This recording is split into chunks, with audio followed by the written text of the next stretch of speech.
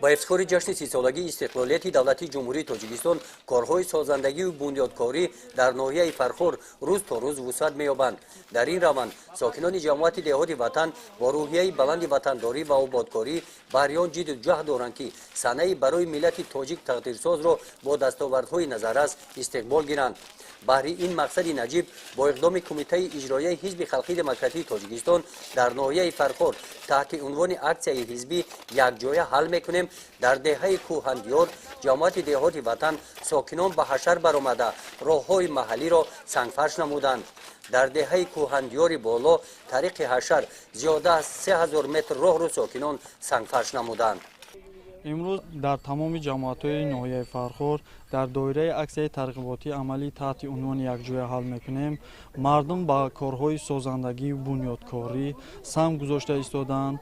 امروز مردم همین اکسیه حزبی رو جانبداری کرده سهم خود را در این سهم گذاشته ایستادند. همچنین با تشبث فعالان حزب ساکنان دهه و شخصان سخاوتمند دهه کوهندیار خطهای آب نوشاکی گذرانیده شده. 3 پل که دهه کوهندیار بالا را با کوهندیار پایان پیوست می‌نماید ساخته شده مورد استفاده قرار داده شدند. 2 پل بین دهه رفته‌های واسطه‌های نقلیات سبکرو را آزادانه تامین می‌نمایند. 3 کوپری با استفاده دادیم با حسابی دیها آدمای دیها ماجرات مهنتی که هستند یاردم کردن مبلغ کردن همین 3 کوپر با مبلغ 30,000 سومانی ساختیم.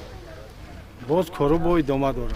از روی معلومات دسترس گردیده در دهه کوهندیار بالا نزد مرکز سلامتی دهاتی با جلب ساکنان محله 2 حجره علاوگی ساخته شده مورد استفاده ساکنان قرار داده شده.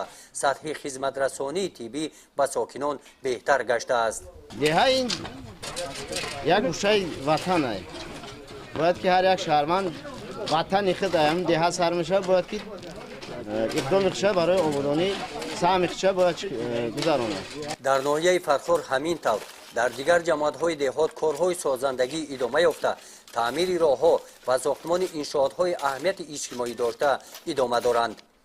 گزارش خواجه نظریف خدای نظر ظهورов از ناحیه فرخور برای برنامه اطلاعاتی نوید.